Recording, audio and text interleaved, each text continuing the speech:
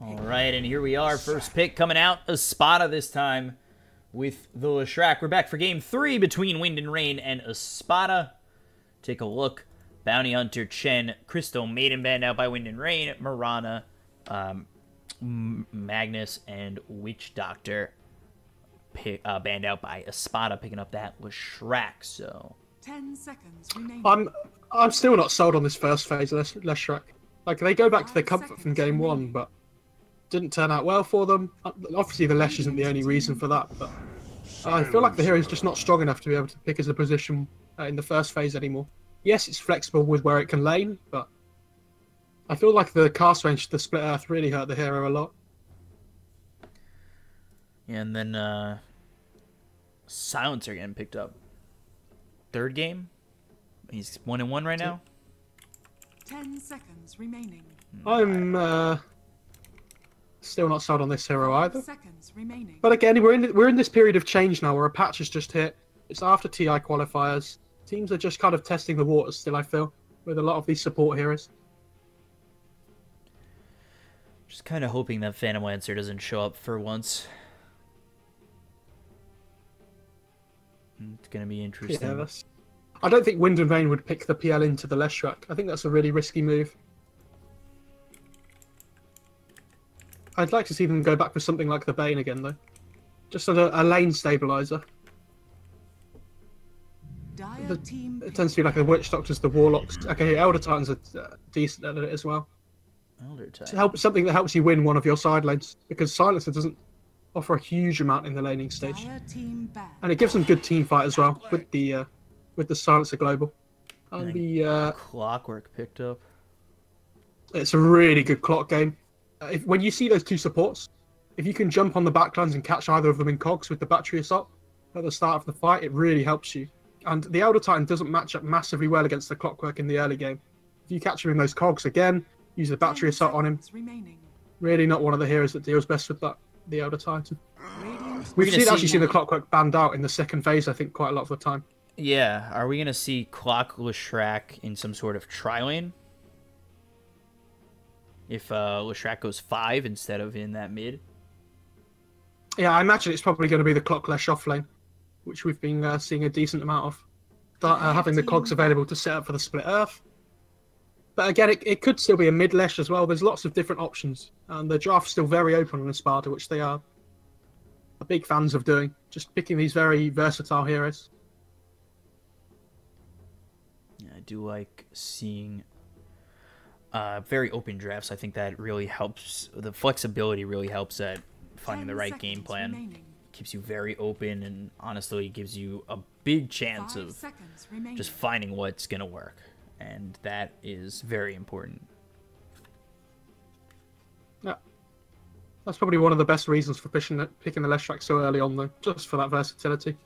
Yeah, we've seen him. I'm a super big fan of this clock pick, though. I think it's a really good clock game so far. And it's a really good clock blade mail game as well against the Elder Titan. If you can just run into the splitter with the blade mail, just so much return damage to the ET. And it kind of makes you have to think about your core heroes more on Wind and Rain when you're against this Clockwork. You really want heroes that are a little bit more mobile, that can escape the cogs if the Clockwork roams on you. Something like a Queen of Pain is something we see a fair amount of picked up against things like Clock and Tusk with this path blocking abilities. Dire team pick. Again, okay, well, PL's another one you can get out of the cogs. I'm really surprised they picked the PL into the Leshrac, though. I think that's really risky. If Leshrac gets his tempo going early on, he deals with that PL so well. So if they're playing this if they've picked the PL into the Leshrac, they need to make sure they shut this Leshrac down in the early stages of the game. They have to put a lot of emphasis on that to allow, I imagine it's going to be Ritz on the PL, so you have a decent game. Seen the Phantom Lancer come out in the second phase this time. It's surprising to see it again. It at times definitely feels like it's struggling. And I don't know if is this the kind of hero that Wind and Rain can work around with the kind of style we've seen them play? I think it's fine. It's another hero that's pretty mobile, having the doppelganger available a lot. it kind of forces you to play a little bit differently against the PL as well. And this time they've only got 3 picks against it instead of the 5 that we've seen against the Lions. It's going to force them to pick some harder lockdown, I would say, on Espada. Be able to deal with this PL. And they've got some good lockdown. They go to the Jakiro next. So that moves Leshrac seemingly into a core role, but on the off Again, chance, it could be we clock see, off lane, though. Yeah, could see clock off lane, could see Jakiro off lane. I know that's very rare, but a possibility. I mean, it is a bigger possibility against the PL, though. Having that dual breath and the liquid fire attack speed slow is really valuable against all the PL illusions. Gives you some good wave clear as well. So not only do they have the Leshrac to be able to clear waves now, they have the Jakiro as well. Lots of wave shove at the moment. They've got the split push with the rockets and things being able to push lanes in. So I'm looking to see Espada being hyper aggressive here, I imagine, and just shoving those lanes in really quickly and just gaining a lot of map control. And they have relatively good tower taking too, with the Jakiro and the Leshrac already. You know, the Diabolic Edict, the Liquid Fire, if they go to something like a Lycan, or someone who, you know, buys that Necro or pushes heavily. Yeah, they could just go back for a Lycan, actually. That's a really good idea. There's not a huge amount of lockdown on Wind and Rain. The laning stage might be a little rough now that you have no armor, but it means you'd hit a point in the game where the PL just isn't farmed enough and they can't deal with you. Pugna That early, makes it a little bit worse. Does this turn into anti-mage? Like you said, they don't really have the best lockdown at the moment. Honestly, they could pick AM. It's not too bad, but my worry is for Espada, they've got this Leshrac against the Pugna, which we saw last game. So I'd be very surprised if they play this Lesh as a core now, even though they are against the PL. 10 seconds remaining. It's super difficult to play against until you bring that Nether Ward down. 5 seconds remaining. Do wonder, do they pick the anti-mage here? Can you show an anti-mage with a pick to go? I mean, the thing is, though, that you have to pick both your heroes now, the next 2. You're not going to see the last Wind and Rain hero at any point in the... I'm just saying, do you think it's a situation where it's 100% getting banned? Like, are you forced to take it now? I mean, I know it's I think not they make would a ban difference it. Yeah. I think Wind and Rain would ban it here if it's not picked up. We've seen how much work it can do from the first game. But Wind and Rain, they must know that that's a possibility here. So they must have a plan for it in their last pick to be able to deal with this AM. They have still got their offlaner as well to pick up. I mean, 4F could play the Pugna as an offlaner. This is the good thing about the Pugna 4th as well. You still don't know where it's going to be run. Elder Titan Pugna is a good dual offlane together, so lots of pressure could be put on there.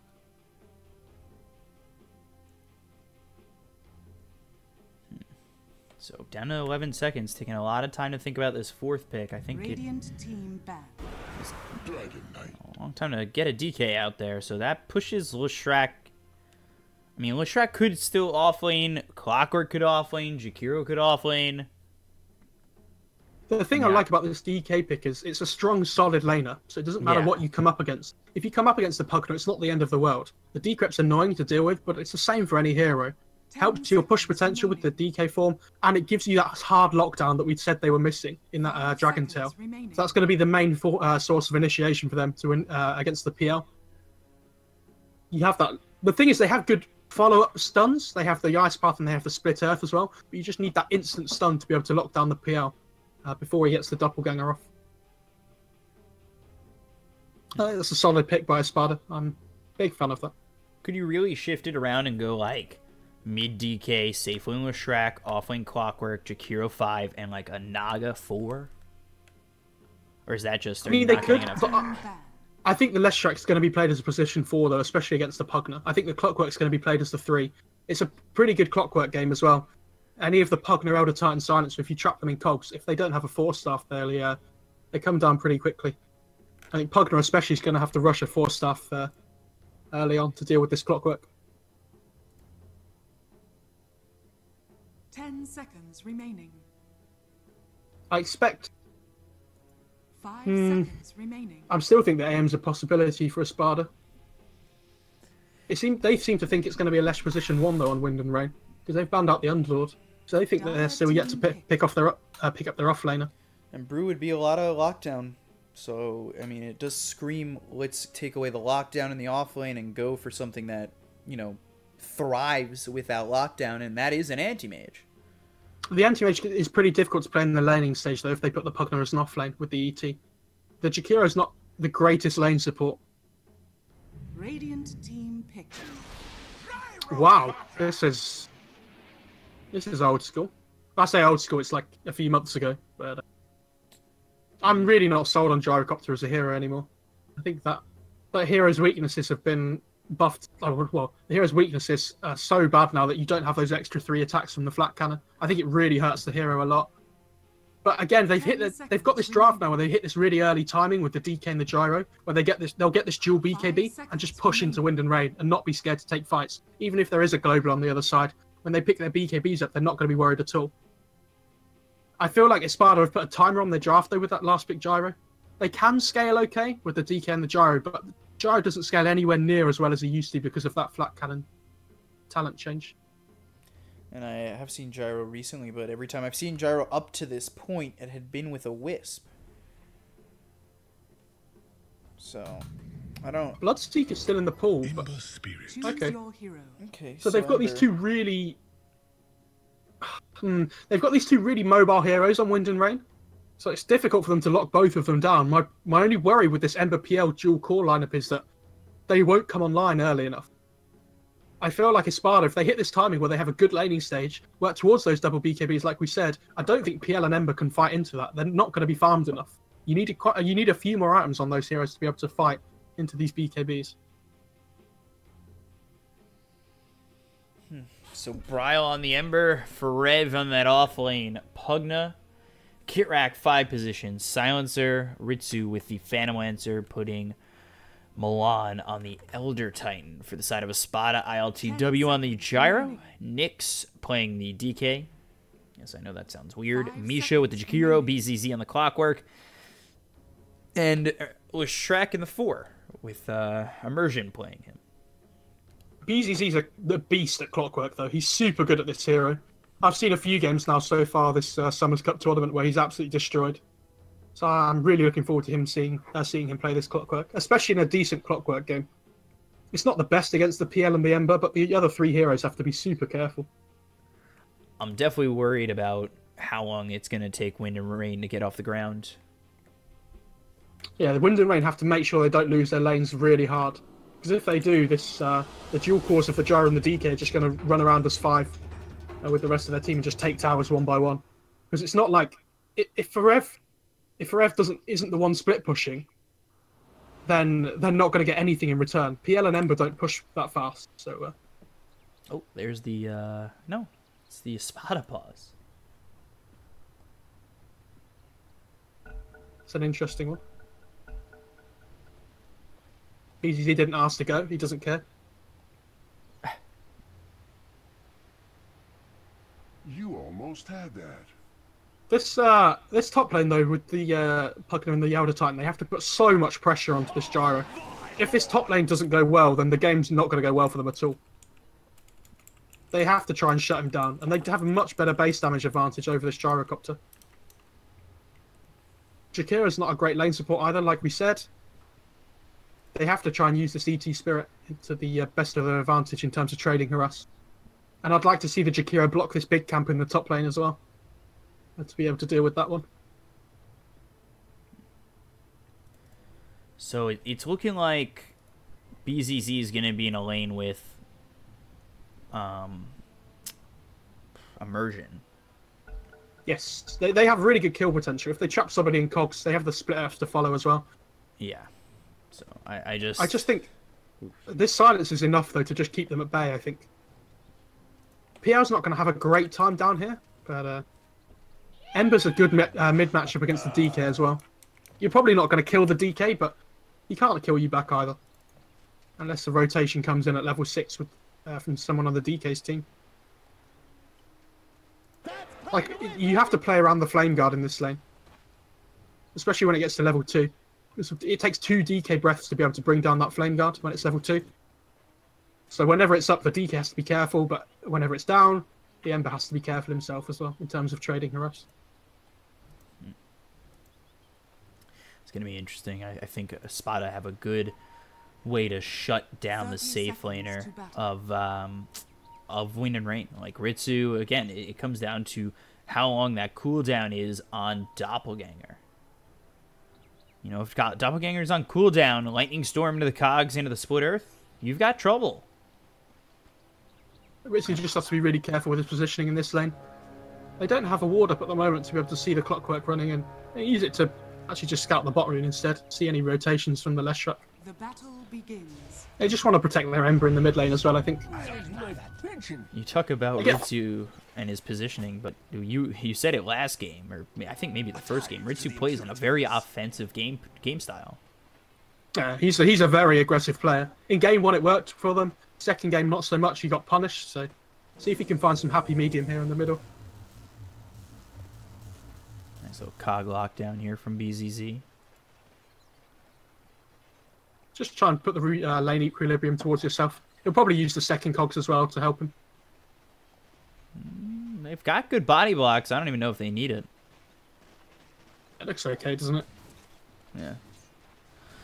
So we'll see if Immersion and BZZ can get a kill over here towards bottom. You've got ILTW with Misha towards top. Misha thanking the gods that he does not have to deal with a Pudge this time around. The fact that this top camp in the top lane, by the way, the dire hard camp hasn't been blocked, it's going to make this lane super hard for Espada. Yeah. And we'll see if Milan does, in fact, try to go stack that. Usually that's the plan when you've got this Astral Spirit. You try to go stack. You get a big stack out there. You use Astral Spirit on the lane and then down towards the camp over here. And you try to get yourself as much damage as you can. As Misha, Nether Blast, getting low, and Milan thinking about chasing under tower. But now hit with the Dual Breath and is forced to back off. But this is Homing Missile coming out on Milan, so level 1 into the Homing Missile is ILTW.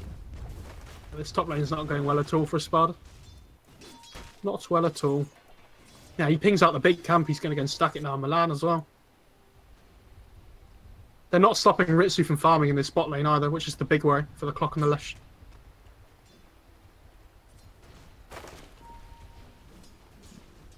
And here's the stack. So Milan grabbing that stack, and things are going to get that much harder for Espada in this lane. This is the lane of light, I feel like, for Wind and Rain. So they need Forev to do relatively well in this lane, I believe. Yeah, but he's doing okay. He's doing pretty well. They just want to pressure this gyro as much as possible. And they are doing a very good job at that.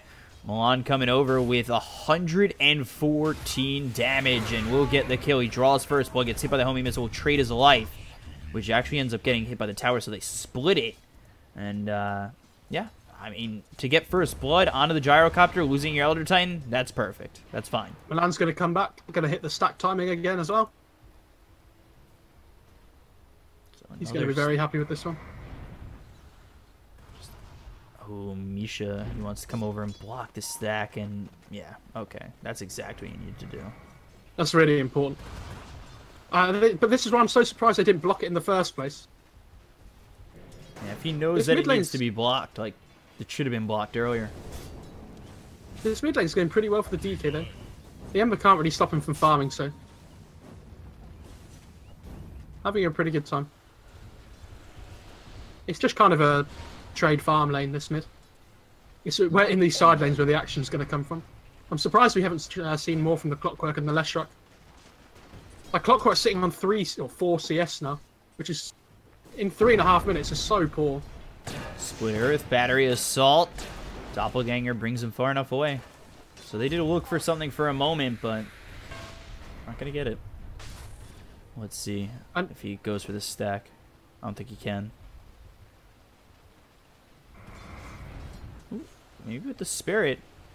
Was that early? Or that looks perfect. He's going to hit so hard. That looks perfect. 3 times stack. Milan doing a perfect job. Look at that extra damage. 100. They just have to run away. You can see. Look at IOTW and Misha. They just start running away on these two heroes because they can't fight up against that ET with the damage. Oh my god. 150. He hits a sleep on you. You're dead. That Toast is indeed. This laning stage is a lot more passive than the last 2 games, though.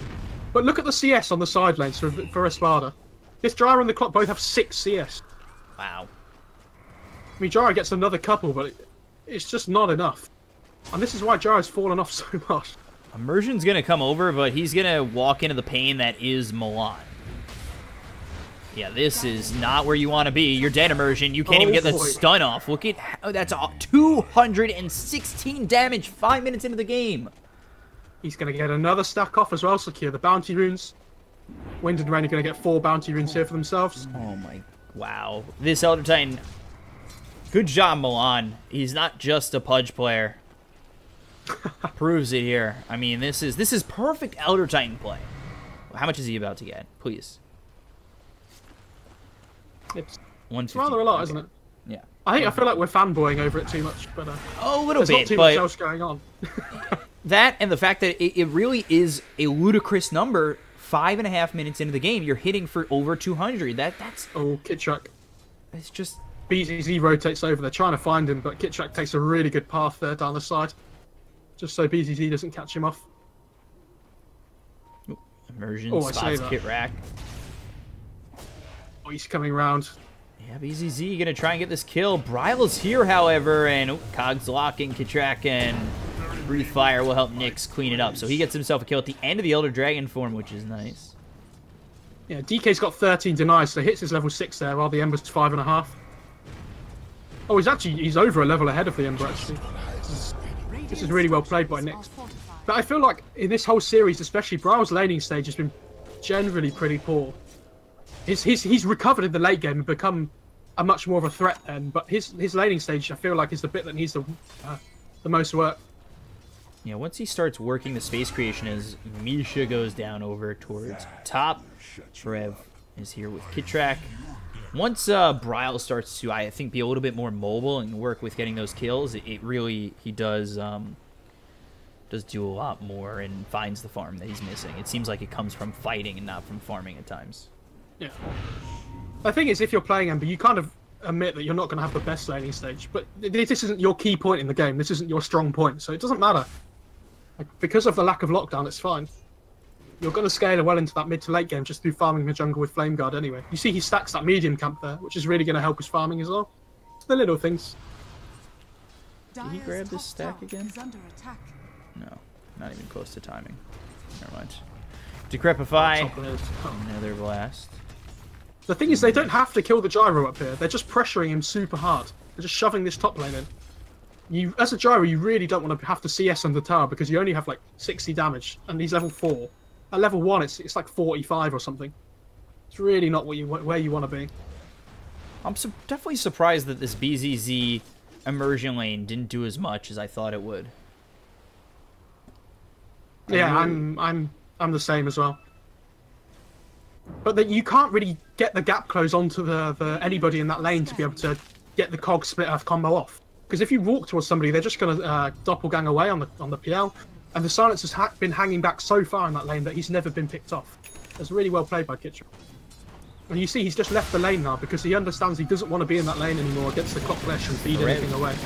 Might drop here, and another blast comes out. The homing missile finishes off Rev. ILTW grabs a kill, and over mid.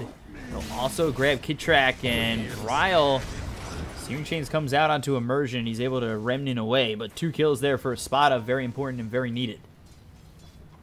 Yeah, Jari gets to this point now, though, where he gets to like level 5. It doesn't matter how bad his lane's gone, he still has kill potential. Because the level 3 Rocket Barrage does so much damage when you pick somebody off by themselves. So let's see, Milan dealing with what looks to be a 4x stack.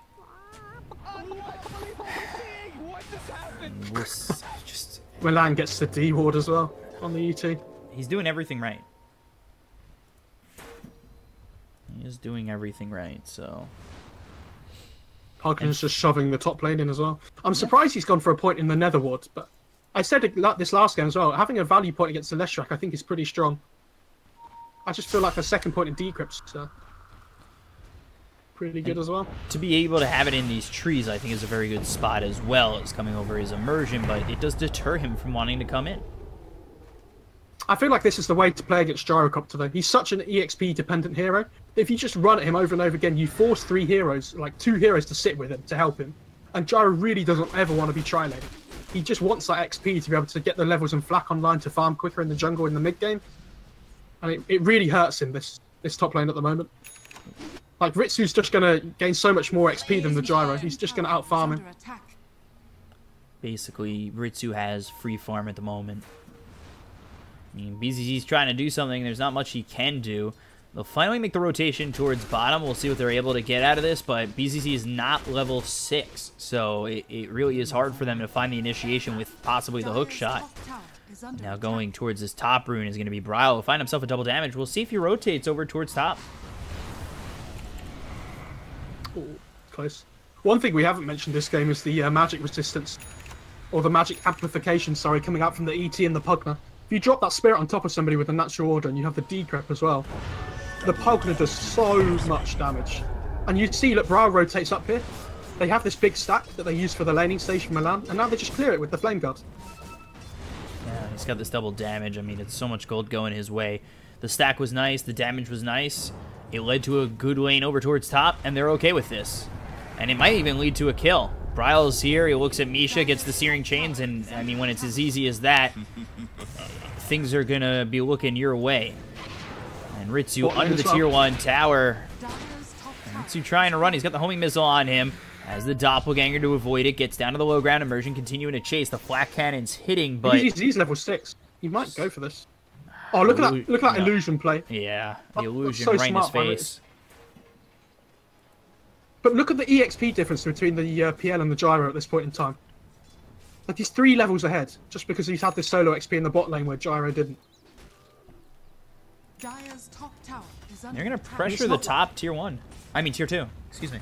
It's not like there's any stacks for Gyro to fall back on either. Like, they've been too busy trying to help their lanes that they haven't been stacking for the Gyro at all. And Forev has the Aether Lens now on the Pogden as well, so this tower's just going to get chipped away at over and over again. Yeah, it's already at half health. They are trying to make a rotation. We'll see what they're able to do as they're looking for the hook shot. It's going to come through onto 2 of these heroes as well as the Cogs. But look at this Nether Ward. It's starting to work. I don't know if it's going to be enough. Forev getting low. The call down's here. They'll kill off Forev. They'll kill off Bryle. And all Milan can do is watch. I'm not sure what happened with there with Bryle. He put all his remnants down but didn't jump to them. That was interesting. He really wanted to blow up that clockwork. I feel like when you push in so aggressively there, you really need a safety remnant. Oh boy. Ritsu hit with the immediate Dragon Tail as well as the dual breath. He's got to run away at this point as the nice sweep comes through. Misha awake again, but the Earth Splitter is going to come in from Milan. If they could kill off Nyx, that would be a nice one, and they'll get themselves at least that. They might lose Milan in return as the Cogs are around him from BZZ. But to get the kill onto the DK is what they need, and they'll get another one in Misha with Kitrak getting the double kill. Well played by them. It's a great kill, that DK, but if you're that DK there, that's probably the best time for you to die when your ult's just about to run out anyway. Like, you really want to have your ult up again by the time you're alive. Again, it's bad for DK, but not the end of the world. It's the worst feeling when you pop your ult and then you die straight away, and it's not up for a long time.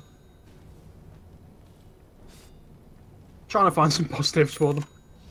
I mean, Espada, they have gotten pickoffs where they can, and this is, you know, on top of that, BZZ finds the hook shot, and they'll kill off Forev. So finding these pickoff kills are what they need to do to start stabilizing this game, as it's a 3,000 net worth lead for Wind and Rain.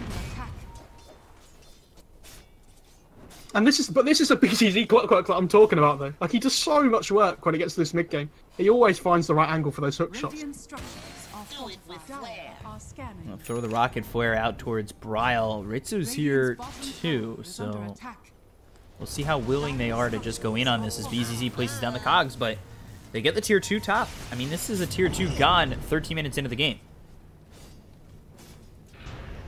They might actually look to kill off ILTW. They've got the last word, but it's fine. No, I think they just want to defend their tier 1. Like, it's fine. You don't need to commit to the Gyro there. Dire's middle tower is under attack. They haven't given ILTW some space though in the last few minutes, which I'm surprised about. I feel like they would have just kept the pressure up on him. Espada have been doing a really good job of just playing around their strong heroes in the Clockwork and the DK though recently, and just allowing that Gyro to have some space to catch back up again. DK. He has hook shot up again now on the clock. Yeah, so they just smoke up. I was going to say, try and find something here. But look at the Radiant Vision on the map at the moment. They're so scared to go anywhere because they don't see anything. They don't see this clockwork anywhere on the map, and so they're just hugging each other. Hold me, brother. BZZ just going to TP over towards top, and Misha as well as ILTW are here. They might look to get the kill on Brile, but he immediately just Remnants away. And actually, Remnants into the hands of BZZ, who's here with the battery assault. Milan is out, and we'll see if they're able to line something up. Maybe look for the sweep, but it's just a straight disengage from Wind and Rain. That's really difficult there. He has to wait for the hook shot until he jumps to the Remnant. So otherwise, if you use it first, he's just going to jump back away, and then you can't catch him.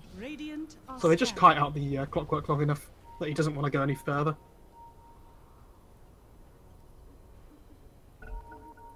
I'd really like to see this Pugner just try and push down the rest of these, I was going to say the rest of these towers, but definitely this mid-tier one. Just try and fight around the Pugner at this point in time. They have global backup against. That is available. Just for these big team fights.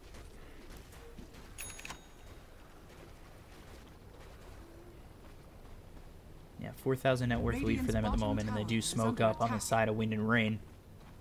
And they're going to go all the way around towards the Tier 1 tower, because it's what they want. They want the Tier 1 tower, and if they can find a kill near it, it means they're most likely getting the tower as well. And if they don't see anybody, they could pressure the tower, so all they have to do is win a fight at most. And the mid-tier 1 is theirs. I'd really like to see Brian max out this Sleight of Fist before he puts the 4th point in chains as well, on the Ember. Especially now you have that Maelstrom up. Just what I've been waiting for. So Immersion is here with BZZ, but BZZ doesn't exactly know that Brile's in his lane to try and get this hook. And that's where he's trying to come across. The Sleight of Fist, Searing Chains, that'll come through, and now they'll look for the stomp. They'll find it. Immersion's going to be the first one to fall. The Global Silence is going to follow this up as the hookshot comes out on a kit rack. There's the Remnants. They're looking for Misha as BZZ running away. The Earth Splitter comes through, and on the back end of this fight, you take a look at ILTW as well as Nyx working away at Milan. Milan does hit for 165, but it's not going to be enough to really get anybody as Misha gets himself low. The Remnant to the high ground. Brile just trying to get away from the rest of the side of Espada. And there is the attempt at the TP, but the Ice Path lands. Wow. BZZ's going to run him down now as well. Oh, good chain. Searing Chains come out. Brile without mana. They really need to find him some help because they are converging. They've got Nyx coming over, and he is invis looking to get this Dragon Tail and get the kill on a Brile. Last word comes through. They get the Dragon Tail. Battery Assault follows it up into the shrine. Will be Brile. Can he survive? The answer to that is no, as the Breathe Fire finishes him off. And now they look over at Kit Rack. They've got the Decrepify, the Nether Blast, as well as the Life Drain, and they will end up killing BZZ in return. Possibly more with Misha now on the urn, or with the urn on him, only hitting for 135, but it is enough. Is Milan to get that kill on Misha? I think you're happy with that though if you're Espada. Killing off that Ember is really important. You might have given away a lot, but I'm still worried that this PL is having absolute free farm. This is just typical Ritsu, isn't it? Just try and ignore the fights for a little while. Just allow your farm to scale up. He does go back for the hood himself as well, which is definitely value this game against the Gyro and the Lesh. There's not a huge amount of physical damage coming out at this point in time. I'll be honest, I don't really like this BKB rush on the Gyro either. Normally I would say it's amazing, but I feel like this game he needs something like a Maelstrom first just to help his farm speed. And especially because you're probably going to build a Mjolnir against the PL anyway. But we talked about this dual BKB timing they'd be getting with the DK and the Gyro. So it depends at what point they want to win the game. Like if they feel they can win the game within the next 5-10 minutes, they definitely want these early BKBs online. I just wonder to see these fights once Ritsu kind of gets involved. Ritsu, for the most part, hasn't really been involved, and they are coming to kill him. So they've got the Dragon Tail as well as the Invis from the Shadow Blade. They'll start off with the Dragon Tail. They'll use the Global Silence, and let's see if they can turn it. Ritsu's alive for now. Now with the Doppelganger, you take a look at the Decrepify with the Life Drain. Immersion's going to be the first one to fall. Ice Path comes out. It only stops the illusions. Misha on the run. But this is not going to be a long life for him to live as... Farev starts with a Decrepify, Nether Blast thrown down, and Ritsu will clean him up. So on top of free farm, he finds a kill. Yeah, great use of the global there by Kit Rack. They might be able to get a kill on a BZZ as the sweep comes after the Earth Splitter. That is some great timing with a hook shot from BZZ. Nicely done to get away. That Spirit Vessel's up on the Elder Titan as well now, which is super valuable against this DK and the Gyro.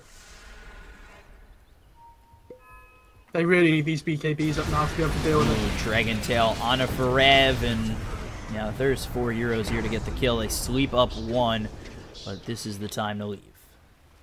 I feel like that's a pretty greedy play there to be able to try and... Like, you get these 2 kills on the top lane, on the Jakiro and the... I think it was the Clockwork as well, wasn't it? Was it? It was the other one. Jakiro top. Clockwork got out with the hook shot over mid.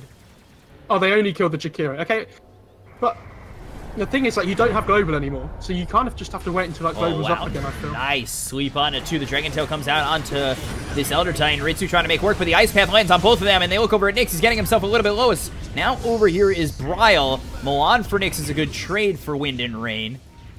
Those are close fights, though. Bryle gets very low very quickly, and as does Ritsu. The Ice Paths have been nice. It's just you need a little bit more in the follow-up. Dire are scanning. Bryle does max out that chain, the Sleight of Fist before the chains as well. Definitely the right play. Just want to play around that Sleight of Fist chain combo, with them both having a really low cooldown when they're both maxed.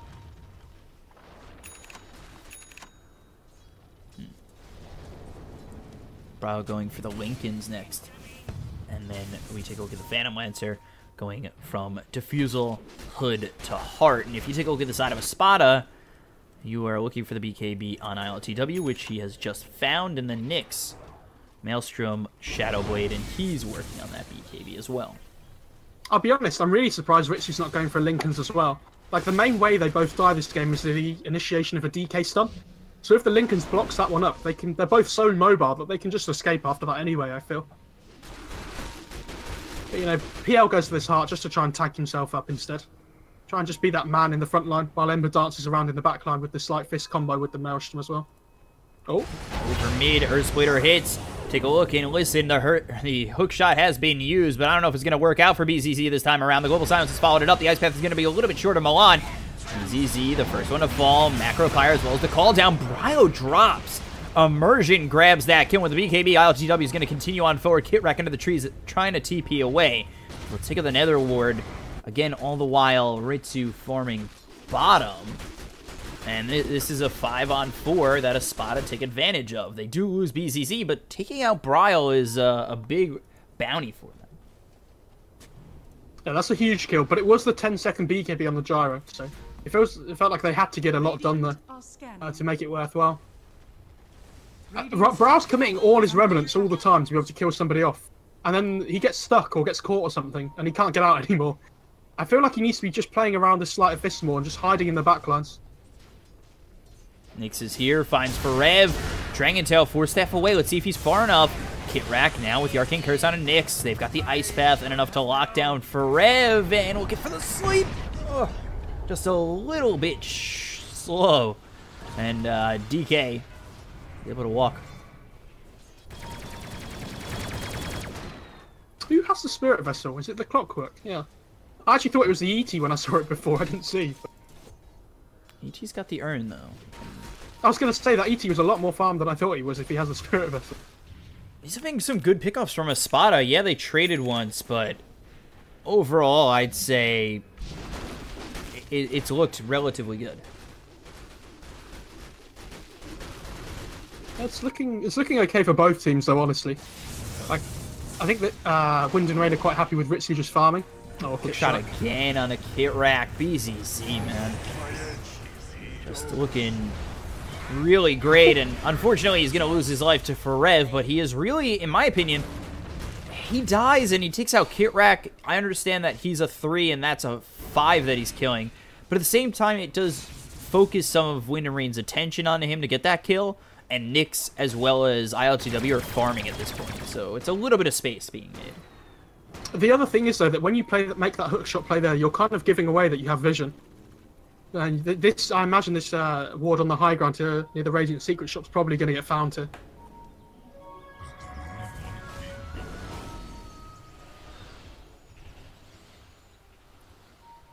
Try to use that spirit. Okay, so instead of the Maelstrom, Gyro's going back for the Ags after the BKB. So we'll probably see that Ags then into a Mjolnir on the Gyro.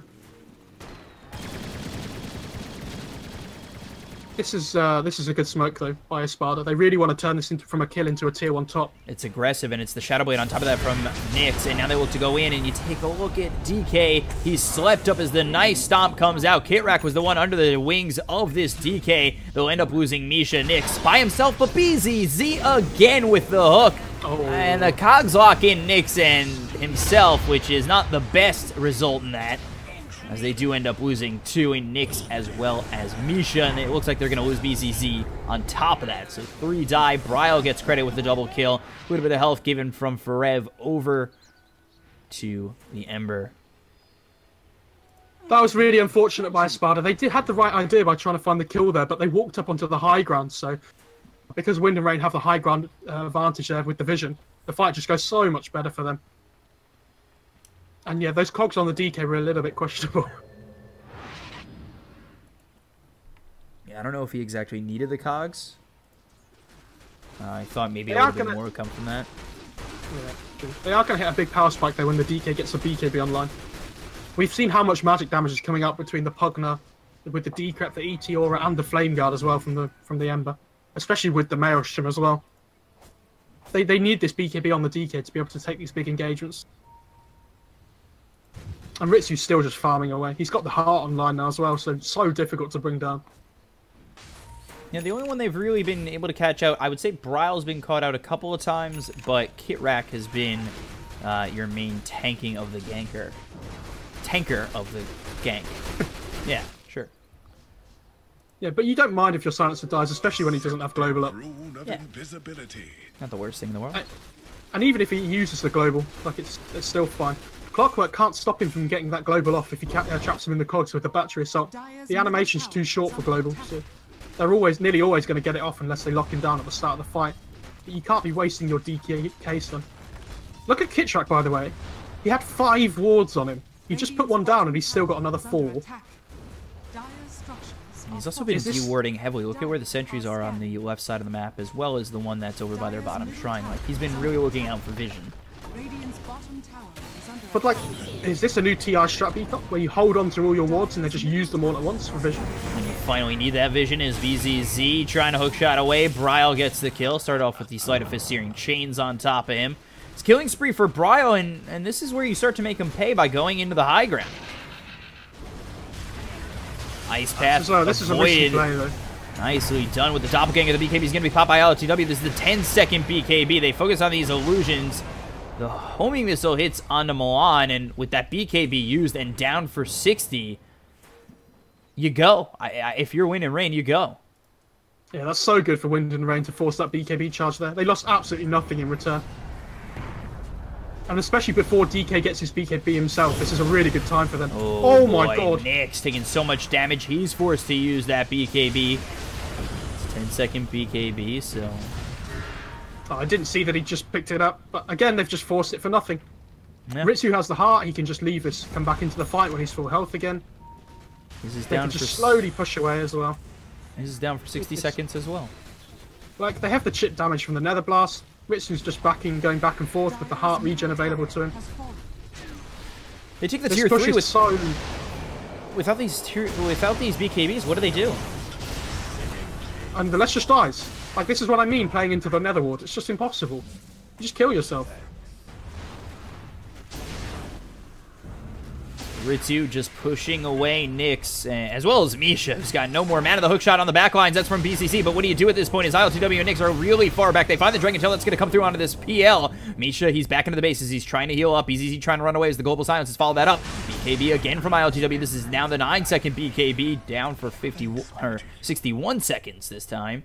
And they just are unable to find anything, and they give it the life of BZZ. Yeah, that was really well played by Kittrax as well, holding the global until the BKBs were used on the gyro and the DK, so they had nothing to get rid of it after. So we'll take out Unfortunately, this... BZZ, they're so reliant on him for hook shots. If the DK had a blink instead of a shadow blade, they might be able to do a bit more, but they just put a sentry down just outside the base. They have the nether ward down, and DK can't get the initiation that he wants with the shadow blade.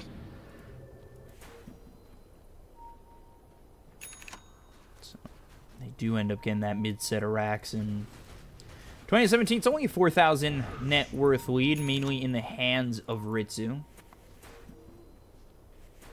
And the thing is, though, they don't need a huge amount of net worth on the Pugner or the Ember, because they're just quite happy to sit in the backlines and let Ritsu be the one on the front with all the net worth.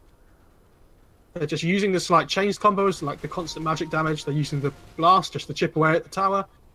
BCC has to get a good hook shot here on the Pugner to stop him from just chipping away at these towers. And if he doesn't, then it's really difficult for them to find anybody.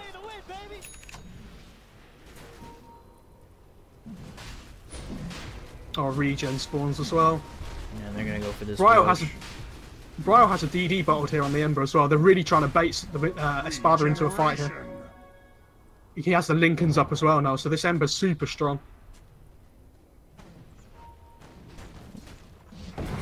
Ritsu does show himself with the Doppelganger to avoid the split earth. The Ice Path comes out, but it's only going to stop the illusions. They look over.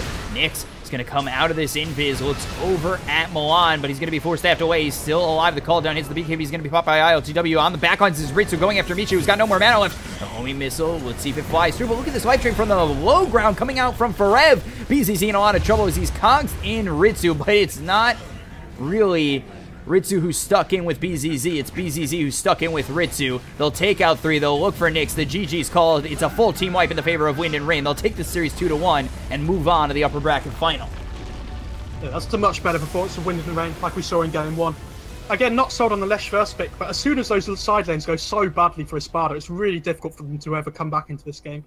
Like, they don't really have a great recovery mechanic when Gyro doesn't get the XP that he needs for the flat cannon. Yeah, unfortunate for them, but yeah, convincing performance by Wind and Rain, I would say, in that Game 3. Never really in doubt too much, I would say. Yeah, I think they're always going to be scaling better.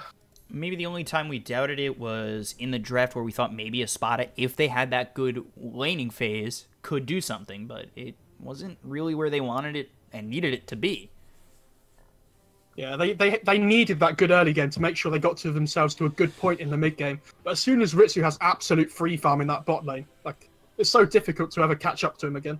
Ritsu's just one of those players that always finds farm, and if you don't shut him down early on, it's really difficult to find him and catch him out. So that is Wind and Rain moving on to the upper bracket finals against New Guys, aka Let's Do It, aka X Kingwin. And that'll be tomorrow. I think the leadoff game is Let's Do It versus Wind and Rain. And then Alliance will play Espada. And then the winner of that will play the loser of Let's Do It versus Wind and Rain the next day. And then the best of 5 final is after that. So I'm super excited for this. I'm super excited for the Wind and Rain versus New Guys matchup. They've both just been owning these games so far, it feels like. Maybe Wind and Rain had a little bit of a blip today in Game 2, but that's going to be one hell of a matchup tomorrow. I'm really looking forward to watching that one. Yeah, so it's going to be interesting as we see what comes through out of this bracket to qualify for the Summit 9. 2 more days to go. We'll see what happens, and that is it for today's Wind and Rain. Move on to the winner bracket final. I'm your caster, BCop, joined here by Mo Farah at BCop92 on Twitter, at MoFarahDota on Twitter. Follow us to know when we're casting next. Thank you guys so much for watching. We have enjoyed your time with us, and I hope you have enjoyed our time with you. So, thank you so much. We appreciate you. We love you, and smiles in the chat.